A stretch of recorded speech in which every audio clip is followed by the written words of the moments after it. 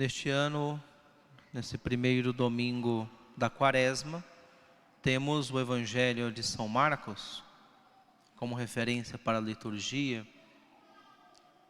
Esse trecho que nós ouvimos, capítulo 1 do Evangelho de Marcos, versículos de 12 a 15, resume de forma impressionante que os demais evangelistas colocam em várias frases, em vários parágrafos ou versículos, né?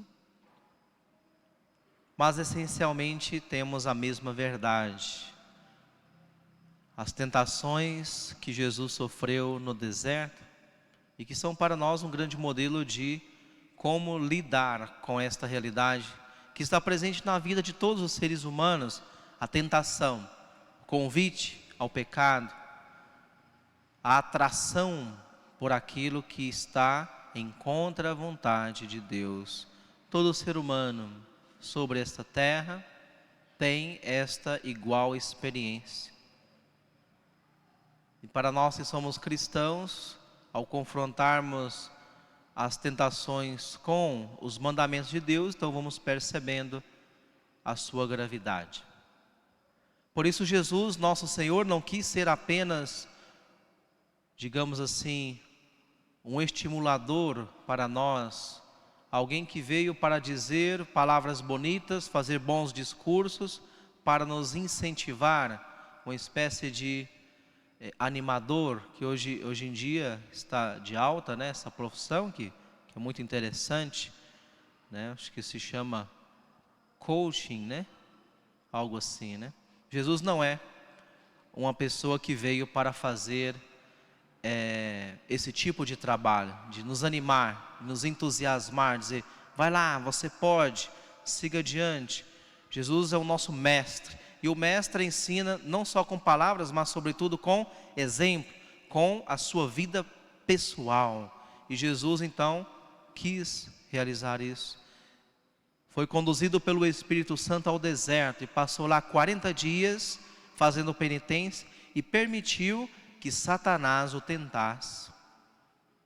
Sendo ele Deus Todo-Poderoso, a segunda pessoa da Santíssima Trindade, sendo Jesus Cristo Deus de Deus e luz da luz, com toda facilidade poderia ter repelido a Satanás, apenas com um gesto, uma palavra, apenas com a sua vontade. Mas Jesus não o fez, ele permitiu passar por esta humilhação e permitiu que o demônio se aproximasse dele e fizesse os seus convites. E Satanás não perdeu a oportunidade. Marcos não detalha quais foram as tentações que o demônio apresentou a Jesus, mas nós vemos pelo Evangelho de Mateus, foram 3, não é? Uma delas é que está na aclamação do Evangelho da missa de hoje, é a primeira das tentações que exprime como o demônio trabalha, né? Ele trabalha usando da nossa própria fraqueza, porque o demônio é um ser muito inteligente e de muita experiência. Ele está presente na humanidade desde o início. Já estava lá no Jardim do Éden, tentando os nossos primeiros pais, e nessa tentação ele ganhou. E a partir daí ele ganhou muitas outras batalhas.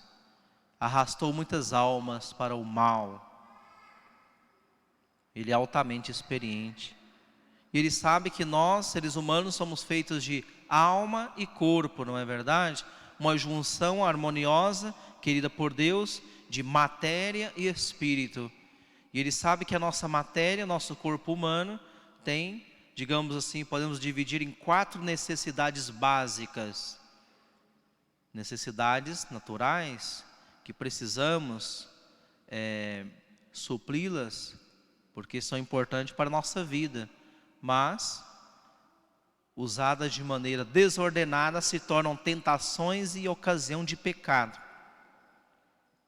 Todo ser humano precisa, todo corpo humano precisa dessas 4 coisas. Ou seja, alimentação, nutrição, descanso e satisfação.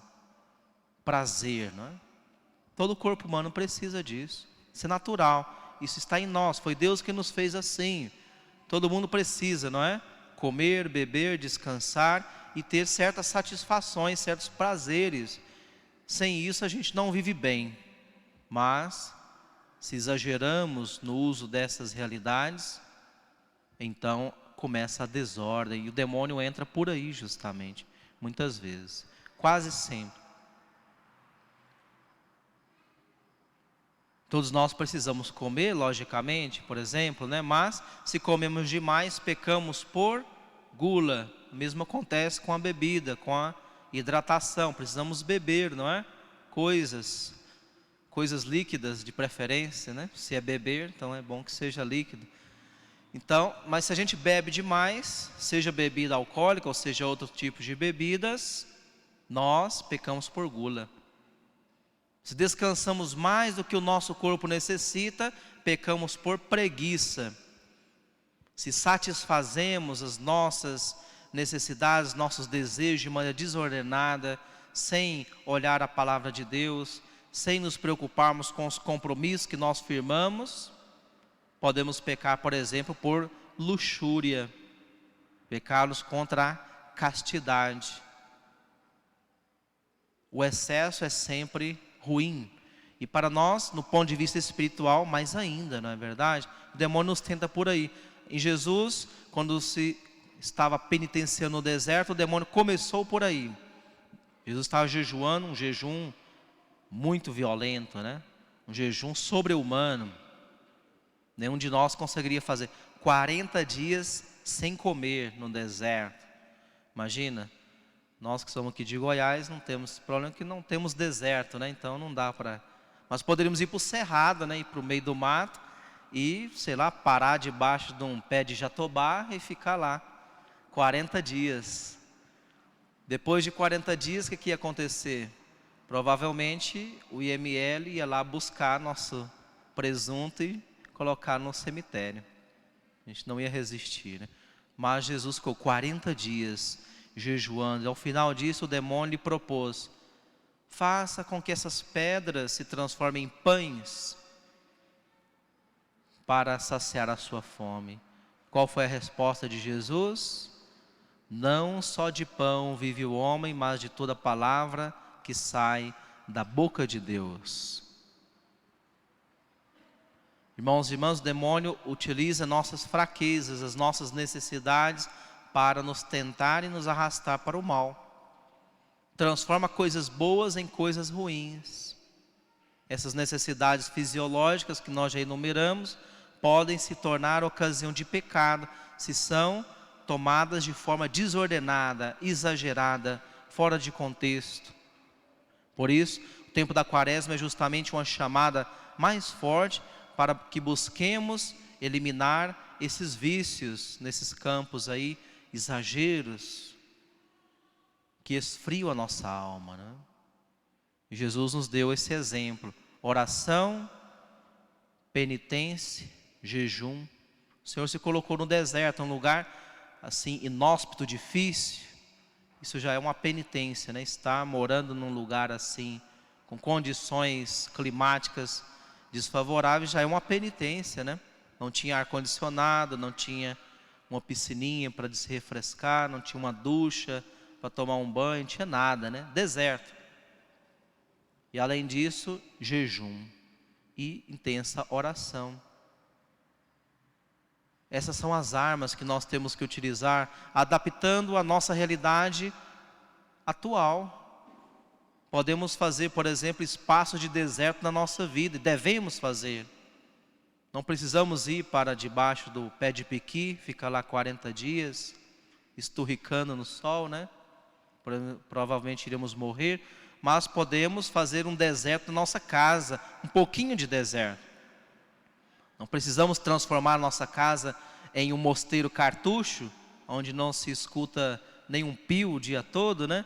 Mas diminuir talvez um pouquinho o tempo que utilizamos a televisão, diminuir um pouquinho o tempo que nós passamos diante da tela do celular, ou do computador, ou do tablet, etc., né? Acessando a internet.